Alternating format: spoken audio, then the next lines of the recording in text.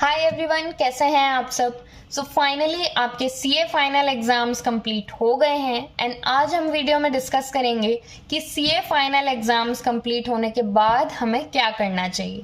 सबसे पहली चीज़, it is very necessary that you need to take a break. आप लगातार बैक टू बैक एग्जाम्स आपने दिए, अगर आपने केवल ग्रुप 1 अपीयर किया तो भी आप एक एग्जाम स्ट्रेस को आपने अभी रिसेंटली फेस किया है।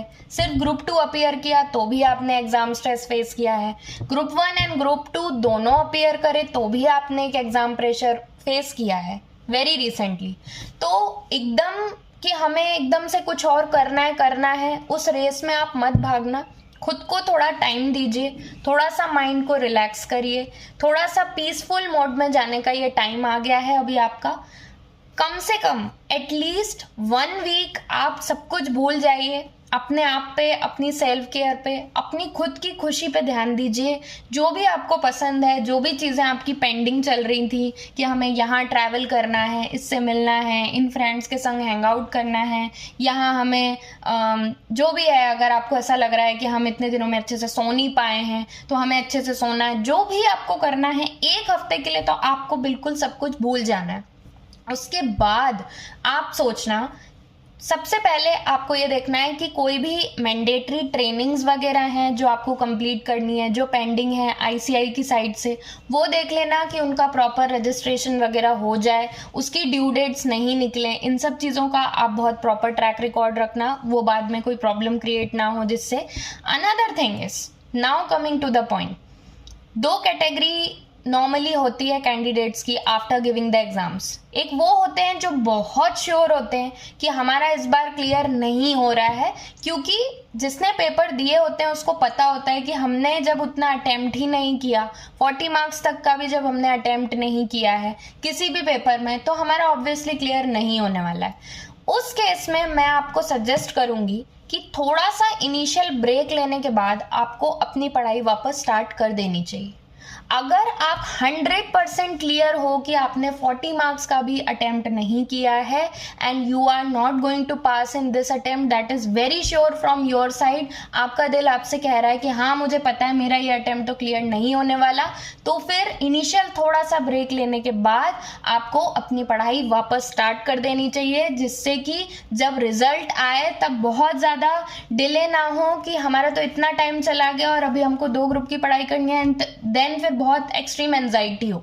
अगर आपको बहुत श्योर है तो अनदर कैटेगरी इज, ऐसे कई सारे स्टूडेंट्स होंगे जिनको 50-50 है कि हो सकता है हमने 40 मार्क्स का तो अटेम्प्ट किया है, उससे ज़्यादा का अटेम्प्ट किया है, हो सकता है हम क्लियर कर जाएं, हो सकता है हम क्लियर ना भी करें। अगर ऐसा केस है तो फिर मैं सजेस्ट करूंगी हैव सम पेशेंस। फिर आप बिल्कुल, क्योंकि ऐसा भी कई बार होता है स्टूडेंट्स फालतू में टेंशन लेके पढ़ाई स्टार्ट तो कर देते हैं लेकिन उनका क्लियर हो जाता है फिर पेपर, एंड वो जो उनका फन टाइम होता है वो उसको भी वेस्ट कर देते हैं। तो ये याद रखिए कि इनिशियल ब्रेक के बाद अगर आपको पता है, आप श्योर नहीं हो, 50-50 हो कि हाँ हो सकता है मेरा क्लियर हो जाए, हो सकता है ना भी हो, उस केस में फिर आप, ज़रूरी नहीं है कि अपनी पढ़ाई स्टार्ट करो, आप उसको रोक सकते हो। लेकिन उस टाइम पे फिर आपको अपने सॉफ्ट स्किल्स पे ध्यान देने की बहुत ज़रूरत है। जैसे कि कई सारे ऐसे सॉफ्ट स्किल्स होते हैं, communication skills, many skills related to technology, उन सब पे आप टाइम लगा सकते हो, जिससे कि अगर आप सीए क्लियर कर लेते हो, आप सीए बन जाते हो, तो आपका एक अच्छा रिज्यूमे स्टार्ट हो जाए। इवन इफ अगर आपने सिर्फ 1 ग्रुप अपीयर किया है तो भी आप अपनी सॉफ्ट स्किल्स पे ध्यान दे सकते हो, कुछ अपनी हॉबीज़ पे ध्यान दे सकते हो। अगर बोथ ग्रुप अपीयर करें या ऐसा है कि 1 ग्रुप क्लियर है, 2nd ग्रुप अपीयर किया है सिर्फ एंड सीए बनने के चांसेस हैं, then you can pay attention to your soft skills.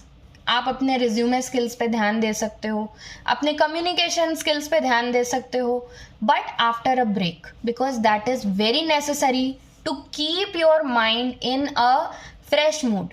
अगर आप लगातार अभी एग्जाम खत्म हुआ, अभी आपने वापस पढ़ाई शुरू कर दी, उस मोड में अगर आप जाओगे तो आपका ब्रेन बहुत थक जाएगा। तो खुद को थोड़ा सा आप इनिशियल रेस्ट दो, उसकी ज़रूरत है अभी आपको और आपके माइंड को। लेकिन उसके बाद आप देखो कि आप कौन से कैटेगरी में फॉल हो रहे हो एंड देन एक diligent decision low. So all the best from my side, be happy. Results की बहुत ज़्यादा ऐसे टेंशन नहीं लेना कि क्या होगा, वरना रिजल्ट की वजह से ये जो अभी आपका गोल्डन टाइम चल रहा है ना, आप इसको मिस आउट कर दोगे। तो जो होना था वो हो गया, now everything is not in your control. जो आपके कंट्रोल में था वो भी हो चुका है। रिजल्ट्स का सोच के ये गोल्डन टाइम बिल्कुल भी मिस मत करना, ये बहुत प्रीशियस टाइम होता है। So enjoy and take a very diligent decision.